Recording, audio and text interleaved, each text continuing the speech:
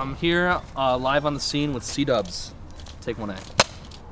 I was at your guys' show on Saturday. Yeah. It was fucking awesome. The energy was great. Thank you. I think one of the things I noticed so much is number one, you guys have like really fun, engaging songs, but you also do an amazing job at engaging with like the crowd and the audience. And I want to hear your guys' perspective on that a little bit.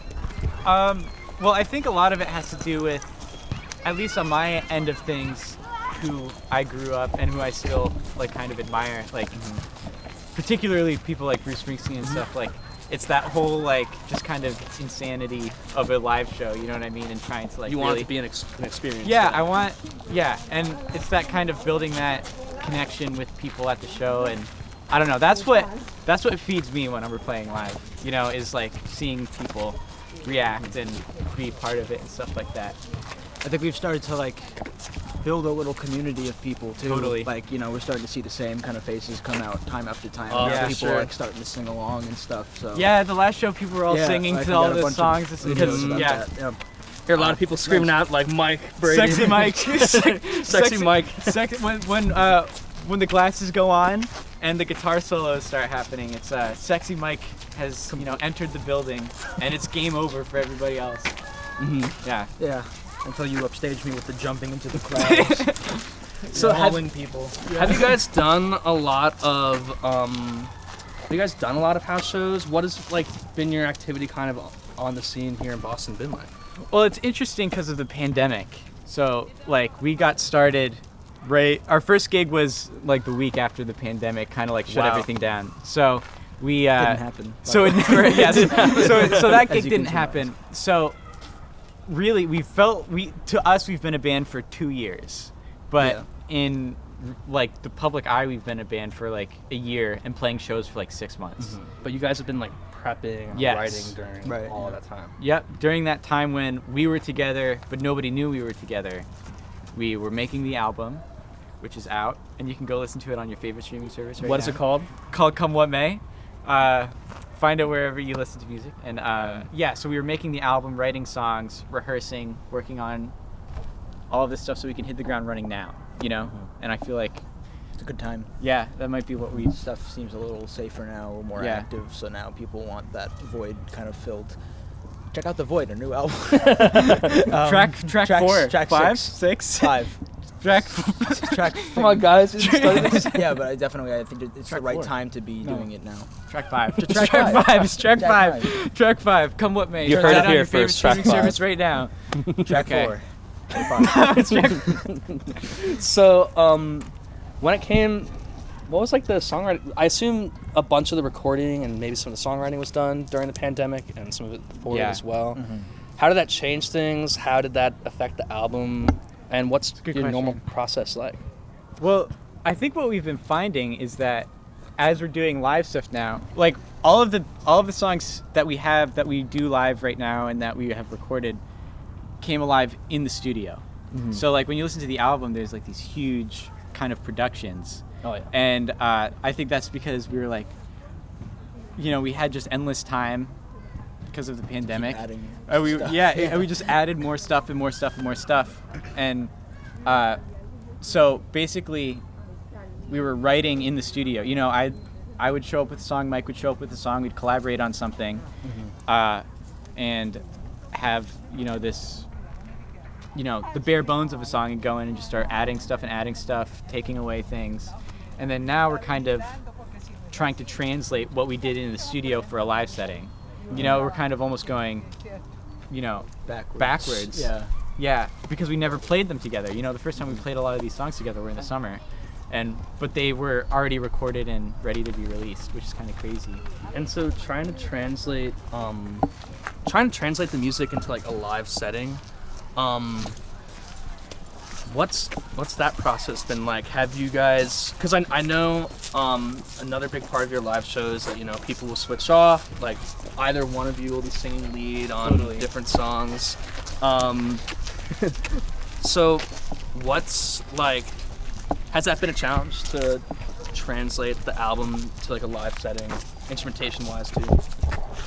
I would say there have been times I think definitely we have a few songs that are definitely reliant upon the production, and trying to get that into a setting that is 5 people playing live. It's definitely, especially with a lot of the vocals. Yeah. We have vocal stacks and double tracked vocals and just all kinds of stuff. So like it is hard sometimes with certain songs, and I think that's something we're still like actively working on. There's a couple of songs in the album that need like the TLC to like sit down and be like, okay, like how do we get this to sound like a full live track and still capture what we got on the album and stuff. But for a lot of it, I mean, especially a lot of more like upbeat songs and stuff, like it doesn't matter that we don't have all of the pieces there, I think, because the energy adds an atmosphere sort of on its own, and then from there it's just kind of rehearsing, and just people will do, sometimes we'll just kind of run through the form of songs, and other times we'll just go vocal parts and assign things, and just kind of get things to the point where they're really solid. And I think like every show has sounded more and more coherent and a little more just professional and closer to what the album sounds like, while still maintaining like a completely different energy from that listening experience. Yeah. So I think overall it's actually a really fun experience to try to like take these songs and rework them. I feel like some of our songs that exist on the album exist completely differently in the live setting, and I feel like that's really now that the album's out, which is awesome, and you can go stream it on your favorite streaming service wherever you want. It's called Come What May by Shape and Charlie and the Wawas. People are getting to know the songs for that, in that way. And so now when you come see us live, they'll recognize the song, but it's kind of living. People are singing along too. They're singing along too, exactly. and there's some songs that are existing in like a completely different way. Like Finally Free, is like a very different song than it is on the album, and or at least I think. Yeah, definitely. And I think that's really refreshing for our fans, and it's refreshing for us, So. Where do you guys think the songs come from, and what do you guys normally find yourself writing about? That's a good question. I think The songs come from Brady Jones.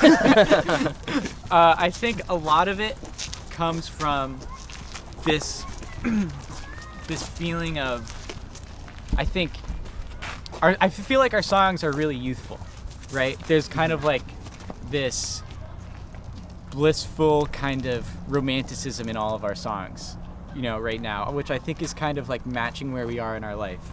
There's like, it's a lot of love, and it's a lot of like longing and yearning for, where we want to be. We want to be, there's a lot of, trying to figure out where we stand in like the kind of structure of just the world. Songs like Madame Marie and stuff, are and Time That I Spent are really just kind of like trying to figure out who you are, what we're doing, what we're doing the right thing to be doing, is what we're doing, what we're worth doing, kind of like that artistic self-analysis kind of. Self-analysis, yeah, exactly. Yeah. There's a lot of us being down on ourselves, but there's like a tinge of hope to everything. And I think that's where the album name, Come What May, really kind of, hits home for me, at least, and I hope for everybody. It's a lyric in one of the songs too, sometimes I find, but it's like, come what may, we're going to make this thing work out, Yeah. So is it like a message of like perseverance, or more than that? I would say perseverance, hope, but also I think belief in yourself. and I think an understanding of that struggle too. I think making that those struggles and that self-doubt kind of valid for other people. It's kind of like a cathartic experience, translating that, but also kind of coming out on the other side of it and saying, well, there's a lot to be hopeful for. What makes someone a Wawa? You just know. You just know when you see someone. You spend $15 on a shirt at one of our live shows. If you come by, you buy a shirt. It's $15. That's how you become a Wawa. I don't know. What makes a Wawa? Yeah, no, that's a tough question. That's a very... I mean, I'm joking, but like, you just know. I don't know. There is a feeling. There's an energy, There's a... But I think we all have a little Wawa in us. You know what I mean? It's just, if you access it. There's a fine line between having it in you and being defined by it. Like, I am a Wawa, like head to toe. Yeah. You have your moments, but I mean, he's much more sophisticated, Yeah. He's a champagne. So he's Charlie. a champagne. I'm a champagne. Exactly. We can go around that way. Are we? No, you're all good. I just don't think we can scale around stage. Can we go around that way? I just think it's gonna be. I think it's right on. I think it's union yet, Sage. stretch myself out for this climb. I'm still stretching before you. Not really, actually. Show my blitzball. Blitzball vibe. Yeah, so basically I think Champagne Charlie came from a poster that our friend and bandmate Joy Johnson found. And basically it was kind of like a bar act, right, from like the late 19th century. Yeah. It's not that That's funny. like what, like 18... late 1870s. It's also it was also a saying in like the Roaring 20s. I think it still or is. something. Like it's like a Champagne Charlie is like a little. You're like kind of like you're a real like Champagne Charlie. like an individual about town, very kind Yeah. of Like a player? Or? No, like a kind of. No, just kind of like someone who has a lot of money and is very sophisticated and like A man out on town. like a man about town, Man on painting the the town town. red, you know, like that kind about of the shit. town. About the town. And then Wawa's was a completely different name. Did it come from... No, that thing? was just No. unrelated. That was just like while we were thinking of other names. And Yeah. I think we were split between those two. It was me and Joy for Champagne Charlie, and you and Patsos for the Wawa's. Wawas. And then I was it me that was just like, hey, let's just sandwich it together. Everyone's like, nah, it's too long. I'm like, well, Yeah. I don't think anyone's gonna care. There you go. We made it. We made it onto we the made it hill. up the We hill. made it up the hill. Not actually. There's a little bit more Yeah, hill no, to there's go. a little bit, but we made it up the steep part. Now I can still, now we roll down. I can still trip. And No. You guys want to head over to the top of the hill Yeah. and get like some maybe closing shots over that'd be great. Yeah. with the. As the sun sets. As the Yeah. sun sets. I have a group of friends that plays blitzball. I'm expecting some blitzball games, especially in the it's summer. warm, Yeah. once it's That would warm, be I'm so gonna start fun. like recruiting people. I'm gonna start Yeah. like, getting people together and like having let's make it happen. games. Yeah, Like, dude. keeping track of them. Like We can it's challenge easy. over other local bands. Also, Honestly, this blitzball freaking- dominance. Yeah, that would be really fun. Or like kickball, blitzball, Totally. dodgeball. So I was tournament or actually something? me and two friends were here about a week or two ago, and it was one of those days where it was warm, but like it had just snowed, so everything was super muddy by the field. Oh, like the So we worst, came like the up worst here- weather ever. Yeah. And we were using this as like a batter's box. And Oh, you were pitching playing out up this here? way, and my friend hit one onto the roof over there. Oh. And somehow the wind blew it back. We got very lucky. Nice. So. It was meant to be. It was meant to Come, you know what they No, say. it was Dove actually. You know what they say. surprisingly. Come what may. Come what may. Come what may. You know what? It's on The whole album, so album. it doesn't The really whole matter. album, yeah, it's 1 through 10. This is 10 tracks. Yeah. Any of them. Go find out. I'm not gonna spoil it. Absolutely, that would be Posted great. by Champagne Charlie and the Wallace. You heard Yeah. it here first. Oh, we won't yeah. put that in if you don't want us to put that No, in. put it in. No, we're putting it in. I'm and challenging we're everyone. challenging every local band. What do you think I was doing? You Busting think my you ass? can play blitzball against us? I busted my ass all day today doing contact drills, and I ran over here to make this interview on time. I'm ready. I'm ready for the season already. I'm practicing right now. We got a Wawa spring training coming up.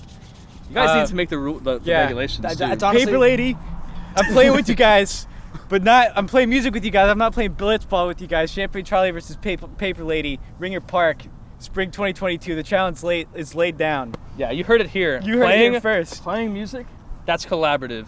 Playing What's blitzball, This is cutthroat. No, This is cutthroat. that's a cutthroat. competition. Competition. Who else can we challenge?